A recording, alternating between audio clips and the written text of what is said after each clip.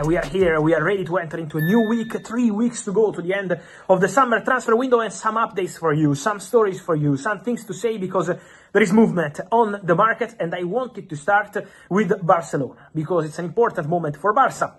After selling Iñigo Martínez to Al Nassr, it's already official, it's a done deal with the Saudi club, and remember, Al Nassr are working to complete the deal for Kingsley Coman. It's a massive news for Bayern, for French fans of Kingsley Coman, and obviously for Al Nassr fans, so big moment, because this deal could get done in the next 24, maximum 48 hours, so Al Nassr wait for the final steps, but they can really sign Coman. Exclusive news from Friday, but I wanted to tell you that now we had rumors tonight about Al Nassr in talks to sign Ferran Torres. These stories are not true. So Ferran Torres is not negotiating with Al Nassr. Al Nassr are not negotiating with the player or with Barcelona. Al Nassr have no interest in Ferran Torres. Respect for a player like him, a great player, but Al Nassr signed João Felix and soon Kingsley Coman. They are not working on Ferran Torres. He's not a target. And also the player is not targeting any exit from Barca. He's very happy at Barcelona. Of course, he's not a regular starter, but every time he plays, Ferran Torres shows why he's a Barca player. And so, at the moment, nothing at all on this one for Ferran Torres and Al Nassr, a story that we can clearly deny. Also on Barcelona, quotes from Fermín López, the midfielder who scores 2 goals tonight against Como, and also goes public and says, I'm staying. The Barca fans can be relaxed because I'm going nowhere. There were rumors about Manchester United, really interested in Fermín López. United are looking for a midfielder, but the understanding, guys, is that for Fermín López there was nothing. I did a video last week telling you that United are not working on a deal for Fermín López, and now also the player confirming that he's going to stay at Barcelona, very happy at Barca, an important player for Hansi Flick, and so we have clarity on that story directly from the player. Just to add on Manchester United, we say that Fermín López is not a concrete story, also confirmed by the player, but in the next days, contacts will continue for Carlos Baleba. I keep mentioning that it's a difficult deal. I keep mentioning that it's a really tough negotiation with Brighton, but I also keep mentioning that Man United remain in contact with the agents. They did that on Friday, they did that on Saturday, they did that on Sunday, also in the recent hours. So Manchester United remain in active talks on player side for Carlos Baleba. Then there is going to be the difficult part, and United want to try to understand what happens with Brighton, so they want to make an attempt, but again, on club side with Brighton, at the moment the situation remains difficult. But Man United are not giving up.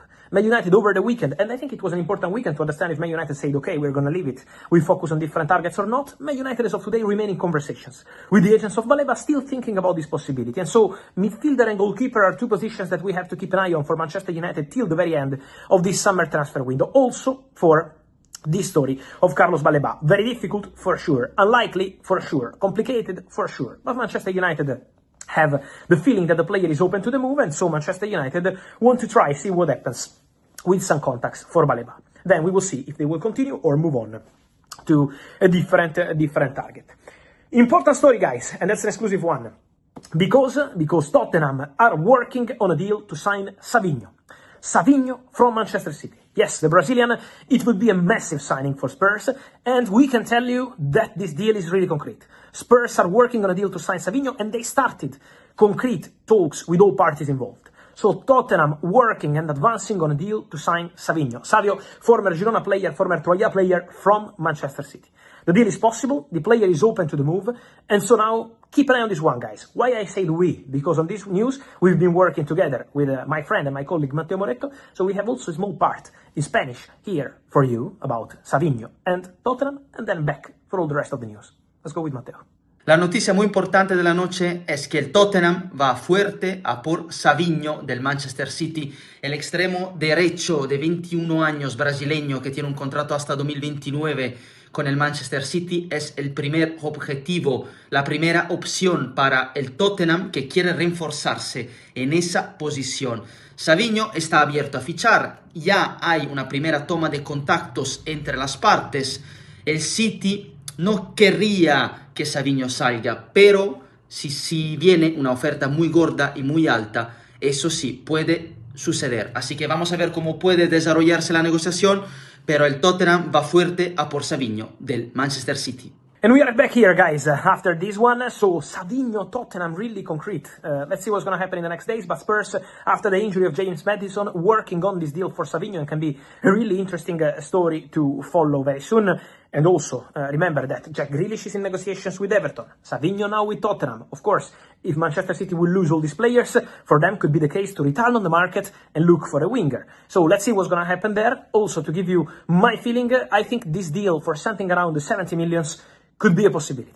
So, Savinho, Spurs, the deal is on. Let's see if they can find a way, if they can reach an agreement for the Brazilian. So, let's follow this story, let's follow this situation, and then, guys, in the next days, let's follow also Alexander Isak and Liverpool once again. Because Liverpool are not giving up. Liverpool have a feeling that Newcastle are still very active on the market. After signing Malik Chow, who will complete his medical today, on Monday, it's important to say that the feeling at Liverpool is that Newcastle are still very active on the strikers market because they know that Alexander Isak is not changing his mind. That Alexander Isak wants to go to Liverpool, that Alexander Isak has no intention to return to a normal conversation with Newcastle for new contract, and so Liverpool keep hoping. Liverpool maintain their confidence in trying to make the deal happen for Alexander Isak. So let's follow the situation, let's follow the story, but for sure it remains a concrete opportunity. We want to see Alexander Isak as a new Liverpool player. So the conversation will continue. It's going to be a week where Liverpool will maintain their contacts active on player side, and where Newcastle will try to find their new striker, because now they have their new defender, Malik Chow. They are still looking, according to my information, for a midfielder, an offensive midfielder, and a striker. These two positions for Newcastle to cover. So let's see what they're going to do. We know about Nicolás Jackson being an option, not the only one. No confirmation at all on the rumors of Randal Kolo Muani. Kolo Muani is in negotiations with Juventus. Kolo Muani wants to go to Juventus, and Juventus want to sign Kolo Muani. So for Newcastle, the topic now is Nicolás Jackson and more options being considered. Jackson is not the only one, but Newcastle keep working on the striker, and of course that can be a really important part of the story to understand more on Alexander Isak. So we will follow this one, but the plan of Alexander Isak remains Liverpool, and Liverpool plan remains to sign Alexander Isak. So for sure, a story to follow in the next days. We will be here, but it's not over at all. And so, guys, let me know your thoughts on all these stories. We had many, on Fermín López, Ferran Torres, also the situation of Kingsley Coman, and then Carlos Baleba, Alexander Isak, Savinho, a big story for these night hours on the market. Big week is coming, so remember to turn on the notification bell, like this video, more videos are coming, so subscribe to the channel, guys. We are almost... It's really nice, and we want to change things here. We want another feeling at home. We want to get people excited. And we are going to try to do that in every game at our home. We saw while we were over in America this team bonding, getting closer and closer. Now they get to show that to these fans here, and that's an exciting thing. They are part of the team, so we also want our fans with us. They are always with us, but again, we want to give a different feeling to our fans, and we are going to work really hard to do that. Most importantly, it's more preparation for your side going into next week, more minutes into the legs of those players that maybe haven't had that opportunity. So again, Brian Mbeumo and Mateus Cunha both start, and important for them that they get some more minutes. It's really important, even for the other guys. I try to manage. Of course, I have an idea how to play against Arsenal, but it's important to put all the players at the same level. So Harry Maguire just played 45 in one game and then 20 minutes in the other.